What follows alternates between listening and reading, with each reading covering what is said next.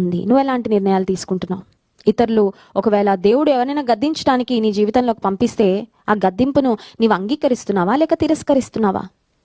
నీతిమంతుడు గద్దించుట నాకు తైలాభిషేకము అని వాక్యంలో వ్రాయబడింది. మనం కరెక్ట్ చేయబడకపోతే, మనకి మన తప్పులు చెప్పకపోతే మనం ఎలా కరెక్ట్ అవుతామండి? ప్రతిరోజు అద్దం దగ్గర నిలబడి తలను మగపిల్లలైతే ఎన్నిసార్లు సరి చేసుకుంటారో. కొంతమందిని చూస్తుంటే నవ్వొస్తుంటది. ఎక్కడ అద్దం కనబడితే అక్కడికి వెళ్ళిపోతారు. ఆ కారు అద్దమైనా సరే వెళ్ళిపోయి ఆ వెంట్రుకలు 10 సార్లు అటు తిరిగి ఇటు తిరిగి సరి చేసుకుంటా ఉంటాయి. ఎందుకు వెళ్తాం అద్దం దగ్గరికి? అద్దం చూసుకొని అసలు ఏమీ సరి చేసుకోకుండా వచ్చేవారు ఎవరైనా ఉంటారా? అద్దం ఎదుట నిలబడి అన్ని వైపులా చూసుకొని కరెక్ట్గా ఉందా, పర్ఫెక్ట్గా ఉందా, తల కరెక్ట్గా దూకున్నానా, ముఖం బాగుందా లేదా అని అన్నిసార్లు సరి చూసుకుంటున్నావే. దేవుని వాక్యం దగ్గరకు వచ్చినప్పుడు, దైవజనులు వాక్యాన్ని అందిస్తున్నప్పుడు, దైవజనులు ఒకవేళ వ్యక్తిగతంగా నీకు ఫోన్ చేసి లేకపోతే నిన్ను పిలిపించి మాట్లాడి నీ జీవితంలో ఇలా ఉంది, నీ ప్రవర్తన ఇది కరెక్ట్ కాదు అని చెప్తున్నప్పుడు ఆ గద్దింపును స్వీకరించే హృదయం నీకుందా? గద్దింపుకు నువ్వు లోబడితే నువ్వు జ్ఞానివి, గద్దింపును తిరస్కరిస్తే నీవు మూర్ఖుడవు, మూర్ఖురాలివి.